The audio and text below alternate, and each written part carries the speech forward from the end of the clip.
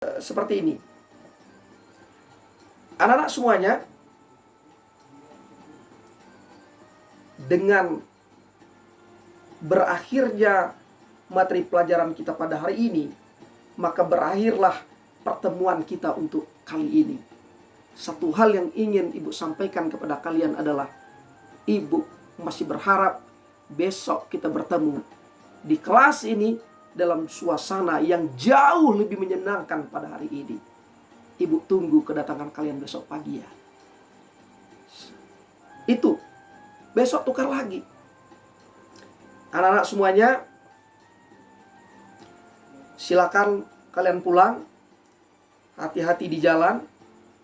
Jangan singgah di jalan, langsung pulang ke rumah.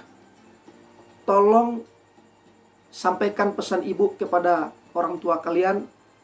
Ibu berkirim salam hormat untuk kedua orang tua kalian. Nah, jadi anak-anak itu ketika dia pulang ke rumah, dia membawa pesan gurunya. Gurunya berkirim salam kepada orang tuanya. Itulah yang disebut dengan penanaman nilai, penanaman karakter. Coba sebelum masuk ke dalam kelas juga bisa. Biasanya kan kita kalau masuk ke dalam kelas, begitu masuk di dalam kelas, duduk gurunya, lalu murid menyiapkan. Coba kalau dimulai itu, begitu masuk ke dalam kelas, anak-anak kan sudah duduk.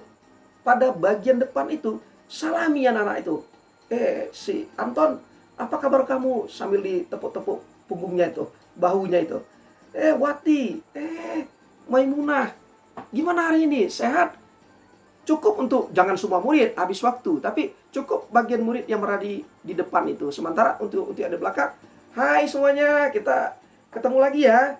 Nah, baru duduk. Jadi ada suasana tuh. Nah, coba Anda perhatikan lagi tuh. Jadi kita menciptakan suasana yang menyenangkan. Itu yang kedua. Kemudian yang ketiga, menciptakan lingkungan belajar untuk semua yang menyenangkan. Saya ingin mengajak Anda pada suasana apel bendera di hari Senin. Biasanya pada hari Senin itu, setelah selesai upacara bendera, itu biasanya guru piket akan berdiri di depan itu, di lapangan itu. Kemudian dia mengambil mikrofon, lalu dia mengumumkan, anak-anak, ibu yang ibu panggil namanya supaya ke depan. 1. Rudi Hartono. 2. Hendro Pratno. 3. Sadewo Herman. 4. Lukito. 5. Herman Shah. 6. Endang Eti Mawarni. Begitu seterusnya tuh. Setelah anak-anak maju ke depan, setelah anak-anak maju, apa kata guru piket? Anak-anak semuanya, inilah contoh teman kamu yang tidak disiplin. Yang tidak pakai topi, yang tidak pakai kaos kaki, yang tidak masuk baju ke dalam, yang tidak pakai dasi. Coba Anda pikir itu. Yang namanya contoh itu yang baik atau yang buruk? Ayo. Jadi yang nama contoh itu yang baik. Kenapa dipajang di depan orang ramai itu anak-anak murid yang melakukan pelanggaran disiplin, dipermalukan di depan orang ramai itu, di depan kawan-kawan yang lain itu. Suasana mencekam itu. Apalagi kalau kepala sekolahnya ikut-ikutan itu memarahi itu. Suasana mencekam. Jadi ketika anak-anak masuk ke dalam kelas, itu suasana tidak lagi suasana motivasi. Yang tadi ada obornya pada dirinya, ada minyaknya mengering atau mengental tuh. sumbunya mulai basah. Jadi seberapapun dibakar oleh guru di dalam kelas, itu lambat hidupnya itu. Karena sudah dikeringkan minyaknya ketika apel bendera. Coba ditukar itu. Misalnya, kepala sekolah mengumumkan, anak-anak semuanya minggu depan, dalam 1 minggu ini, mulai hari Senin ini sampai hari Sabtu, atau sampai hari Jumat, sekolah kita akan membuat perlombaan murid yang mendapat nilai ulangan selama 1 minggu ini dapat 10 setiap kali ulangan matematika. Atau setiap kali ulangan tema titik-titik tentang matematika. Mulai dari kelas 1 sampai dengan kelas 6. Jadi kepada Bapak Ibu wali kelas, saya mohon untuk mencatat anak-anak kita atau murid-murid kita yang ulangan matematikanya dapat 10 selama 1 minggu ini. Berjalanlah dalam 1 minggu itu. Lalu pada hari Sabtu masing-masing guru nyetor kepada kepala sekolah. Pak, ada catatannya itu. Kelas 1 selama 1 minggu ini ulangan matematika dapat 10 si A. Kelas 2, kelas 4, kelas 5 terus sampai kelas 6 itu. Nah, pada saat apel bendera selesai pada hari Senin tadi, guru piket ke depan juga, bawa mikrofon juga, tetapi mengumumkan hasil lomba tadi. Apa kata guru piket? Anak-anak semuanya, sebagaimana yang telah diumumkan oleh kepala sekolah pada minggu yang lalu, pada apel bendera minggu yang lalu, pada minggu ini kita melakukan, selama seminggu kemarin kita telah melakukan perlombaan. Siapa di antara kalian mendapatkan ulangan matematika terus dapat angka 10. Baik akan ibu umumkan atau akan bapak umumkan mulai dari kelas 1. Untuk kelas 1, teman kamu yang meraih nilai matematika, ulangan matematika atau latihan matematika terus dapat 10, diraih oleh teman kami Budi Pratikno. Nah, kepada anak ibu yang bernama Budi Pratikno, silakan maju. Lalu maju. Kelas 2 diraih oleh teman kamu yang bernama Wawan Setiawan. Terus kelas 3, teman kamu yang berhasil mendapatkan nilai matematika ulangannya 10 selama 1 minggu ini didapatkan oleh teman kamu yang bernama Maimunah Indrawati. Nah, begitu seterusnya tuh. Setelah mereka berbaris di depan, lalu kepala sekolah mengambil mikrofon. Anak-anak semuanya, inilah teman-teman kamu yang berhasil meraih nilai matematika ulangannya 10 selama dalam 1 minggu ini. Untuk itu, kepada Bapak Ibu Majelis Guru, saya persilakan untuk mengucapkan selamat kepada anak-anak ini. Lalu guru satu persatu menyalami itu. Selamat ya, selamat ya, selamat ya, selamat ya. Terakhir kepala sekolah, selamat, selamat, selamat. Lalu kepala sekolah mengumumkan, anak semuanya, sebagai hadiah untuk teman kamu yang telah berhasil meraih ulangan matematika dengan angka 10 selama 1 minggu ini, kita berikan hadiah 3 kali tepuk pramuka. Teng teng teng teng teng teng teng teng teng teng teng teng. Lalu anak-anak bergemuruh melakukan 3 kali tepuk pramuka. Anda bayangkan itu, tidak ada butuh modal, hanya butuh modal 3 kali tepuk pramuka. Anak-anak bergembira. Lalu mereka masuk ke kelas. Setelah itu berbaris lagi, masuk ke kelas dengan gembiranya. Lakukan lagi lomba berikutnya, bahasa Indonesia atau apa, terus begitu. Jadi suasana itu hidup tuh. Lalu anak-anak yang masuk dalam kelompok, dalam tanda kutip Abu Jahal tadi, yang tidak pakai topi, yang terlambat, yang tidak pakai dasi, atau mungkin yang sepatunya tidak seperti peraturan sekolah, apakah dibiarkan? Oh tidak. Yang melanggar disiplin tetap kita berikan tindakan disiplin. Tapi caranya bagaimana? Dipanggil ke ruangan guru BK kalau ada guru BK. Kalau tidak, dipanggil ke ruangan UKS yang tidak ada orangnya. Lalu guru memberikan nasihat di sana. Bukan dibiarkan, tetapi dia tidak dipermalukan di depan orang lain. Saudara-saudara, itulah menciptakan suasana yang menjadi bercahaya itu sekolah itu. Nah, tadi menciptakan lingkungan untuk semua.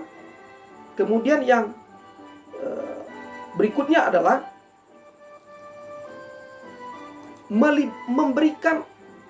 melibatkan peserta didik serta berterima kasih kepada peserta didik. Jadi sekecil apapun yang dilakukan oleh peserta didik itu kita ucapkan terima kasih. Tidak hanya dalam proses pembelajaran, tetapi dalam apa saja itu. Misalnya, ketika Anda ketemu dengan murid, Anda masuk itu, murid sudah duluan datang salaman dengan Anda katakan saja, oh terima kasih ya, kamu sungguh rapi pada hari ini. Nah, saudara-saudara, jadi untuk menjadi guru bercahaya itu, kita dapat menjadi guru yang hebat.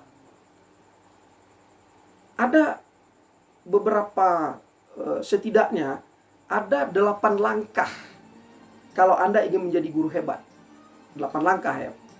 Yang pertama, Anda harus memiliki modal dasar sebagai guru. Apa modal dasarnya? Ini Anda sedang kuliah sekarang ini. Anda mesti menguasai materi itu. Jadi kalau Anda menjadi guru baru, langkah pertama yang mesti Anda lakukan adalah menguasai materi. Anda tidak akan bisa menguasai kelas kalau Anda tidak menguasai materi. Jadi modal dasar Anda untuk menjadi guru itu adalah memiliki pengetahuan tentang ilmu menjadi guru. Yang kedua, tadi 8 ya. Yang kedua, memiliki etos kerja sebagai guru. Jadi semangat kerja. Semangat kerja menjadi guru. Keseriusan menjadi guru. Jadi ini agak sulit ya. Tapi kalau kita sudah mencemplungkan diri menjadi guru, etos kerja itu mesti kita tumbuhkan. Yang ketiga, memahami perbedaan individu peserta didik. Anda mungkin sudah punya anak. Ada punya anak 2, ada 3, ada 4, ada 5, dan seterusnya. Sedangkan anak Anda saja yang lahir dari rahim yang sama, dipelihara oleh ayah dan ibu yang sama, berbeda sikap dan perilakunya. Apalagi ada 30 orang murid yang ada di dalam kelas Anda. Dan karena itu ingat sekali lagi, setiap murid adalah instrumen musik yang bisa menjadi orkestra di dalam kelas Anda. Jadi yang membuat kebahagiaan Anda itu adalah berbedanya perilaku peserta didik. Itu yang ketiga. Oke. Kemudian yang keempat adalah memahami sikap dan perilaku atasan. Jadi kalau Anda bukan kepala sekolah, Anda pasti bawahan. Maka yang perlu Anda lakukan adalah Anda mesti memahami sikap perilaku kepala sekolah itu. Jangan pekerjaan Anda itu terbuang percuma hanya membicarakan kepala sekolah. Hanya menggunjing kepala sekolah. Itu yang keempat. Yang kelima, memahami sikap dan perilaku teman sejawat. Jadi mestinya ketika jam istirahat itu Anda ngumpul di dalam kelas, itu yang Anda bicarakan apa tadi yang terjadi di dalam kelas untuk didiskusikan dengan teman-teman ketika di ruang majelis guru. Bukan Anda mendiskusikan apa yang terjadi di warung ketika Anda belanja. sebelum pergi ke sekolah. Salah. Jadi mestinya Anda diskusikan itu adalah apa yang terjadi dalam kelas. Bukan apa yang terjadi di warung, bukan apa yang terjadi di kamar tidur Anda, bukan apa yang terjadi dalam rumah Anda. Bukan kredit Anda yang Anda ceritakan di ruangan majelis guru. Tetapi persoalan pembelajaran yang terjadi di dalam ruangan kelas Anda bawa ke ruangan majelis guru. Itu yang didiskusikan. Nah, kemudian yang keenam, memahami diri sendiri. Jadi maunya diri itu apa gitu. Jadi dalam bahasa agama kan begini, Anda tidak akan pernah mengenal Tuhan Anda kalau Anda tidak mengenal diri Anda. Jadi Anda tidak akan pernah mengenal murid Anda kalau Anda tidak mengenal Anda, diri Anda sendiri. Jangan persoalan dengan istri dibawa ke dalam kelas. Jangan persoalan dengan suami dibawa ke dalam kelas. Oke, kemudian yang ketujuh itu, memahami sikap dan perilaku lingkungan masyarakat.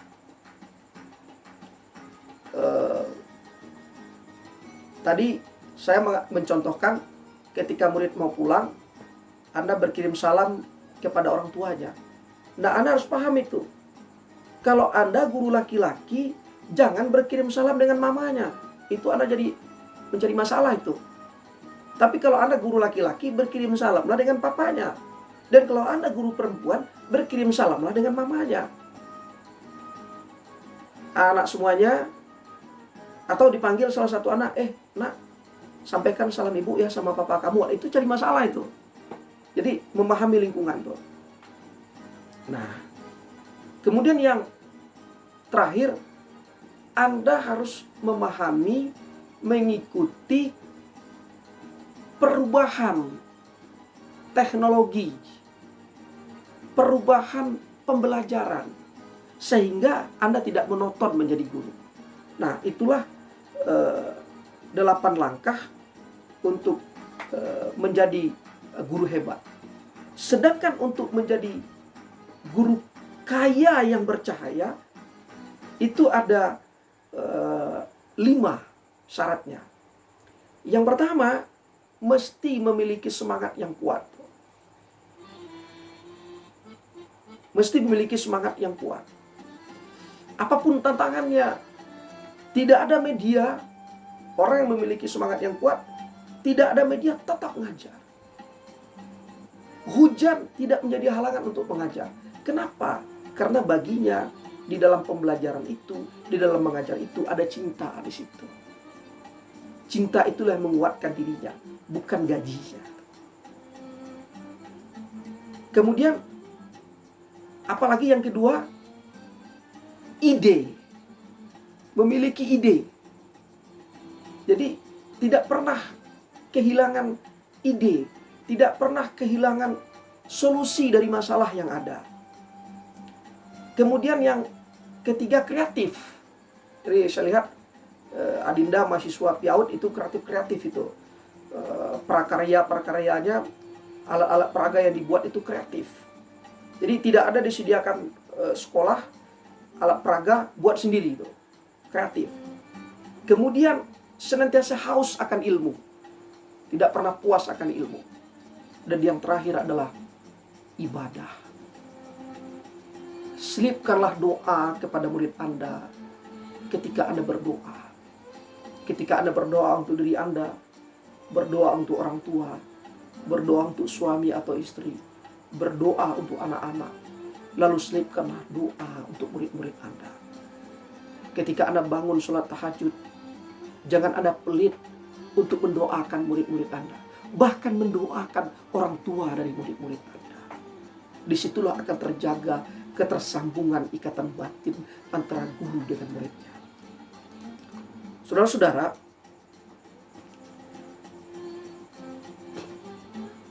terakhir, komitmen guru cahaya yang mencahayakan. Sesungguhnya ada 3 misi kita sebagai guru yang bercahaya. Yang pertama, misi utama.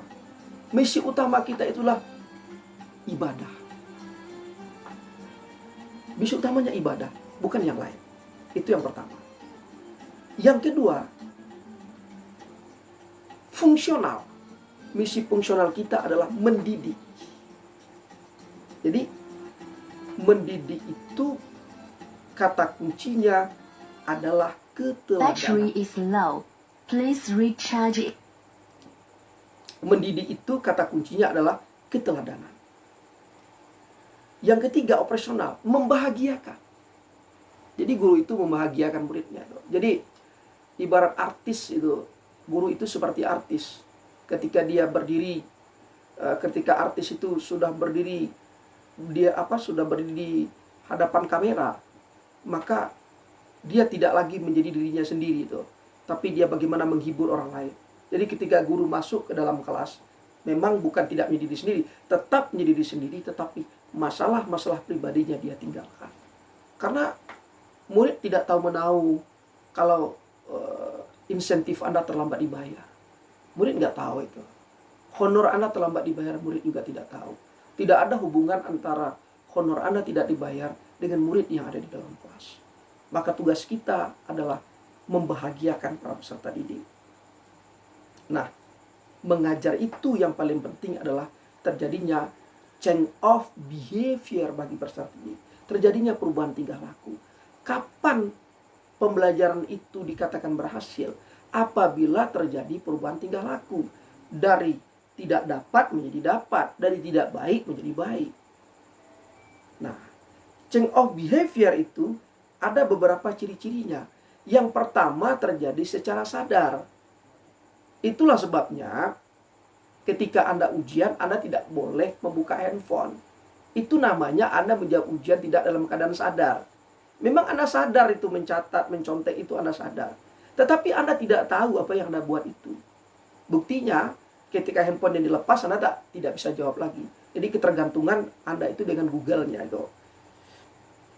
Nah, yang kedua, ciri-ciri check of behavior itu adalah continue, terus-menerus. Jadi, kalau orang itu baik hari ini, besok baik, besok baik, besok baik, besok baik. Jadi continue.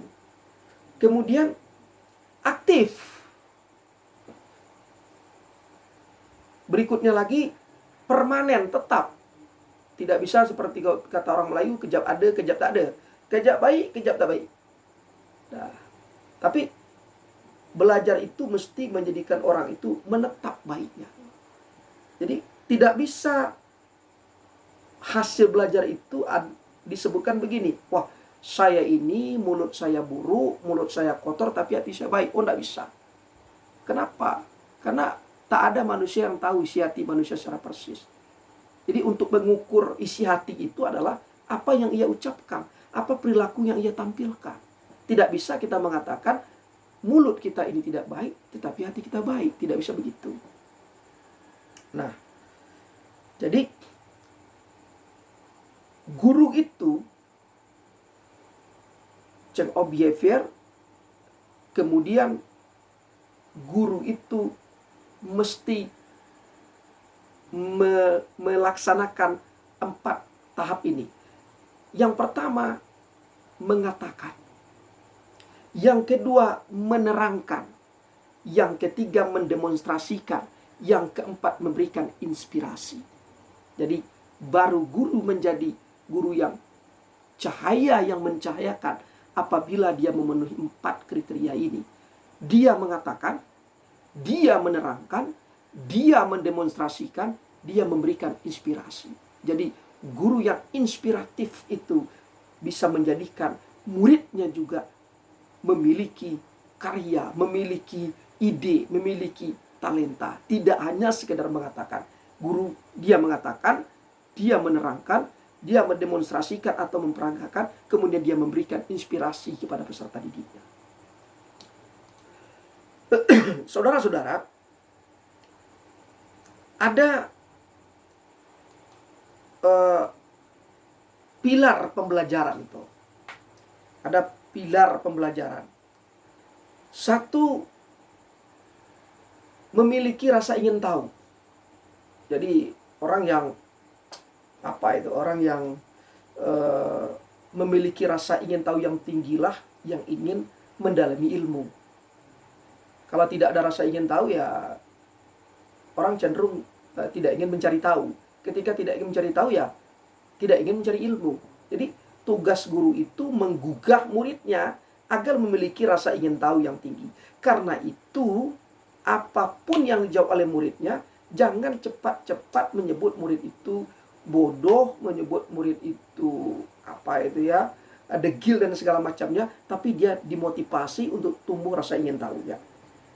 Yang kedua, optimisme. Optimis itu apa ya? Percaya diri itu. Percaya diri.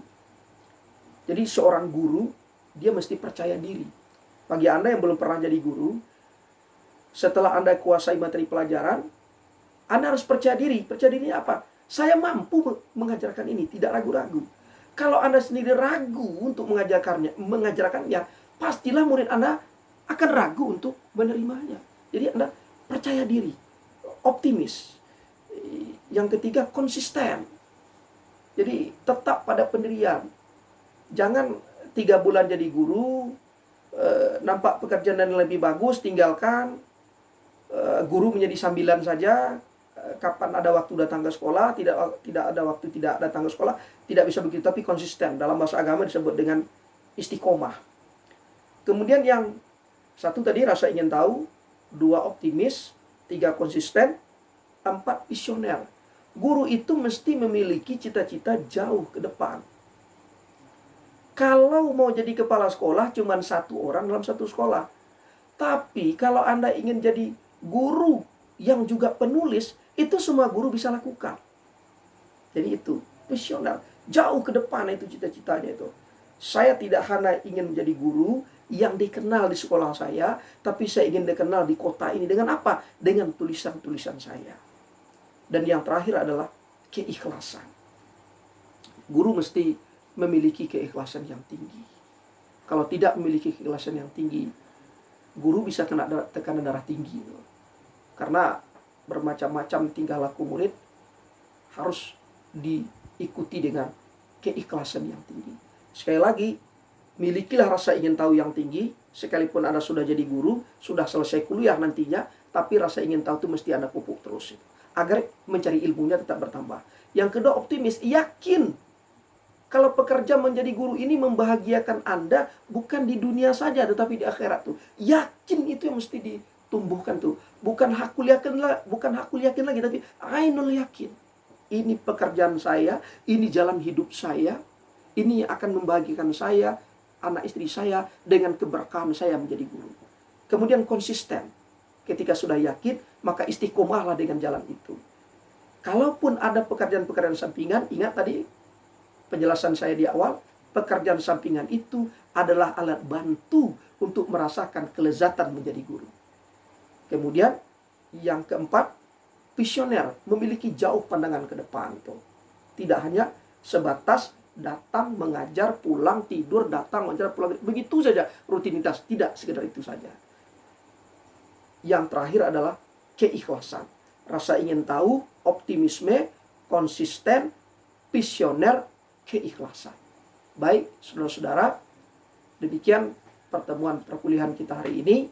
Dan terakhir, saya ingin berikan tugas kepada Anda. Dari penjelasan saya yang cukup panjang ini, hampir 1 jam ya, saya berikan penjelasan tentang guru cahaya dan mencahayakan. Saya ingin berikan tugas kepada Anda. Tolong Anda tulis 5 poin penting yang menurut Anda penting dari penjelasan saya mulai dari awal sampai yang terakhir tadi. Jadi Anda berikan 5 poin penting. Kemudian Anda jelaskan 5 poin penting itu. Mulai dari penjelasan saya yang pertama sampai dengan penjelasan saya yang terakhir. Dan Anda kumpulkan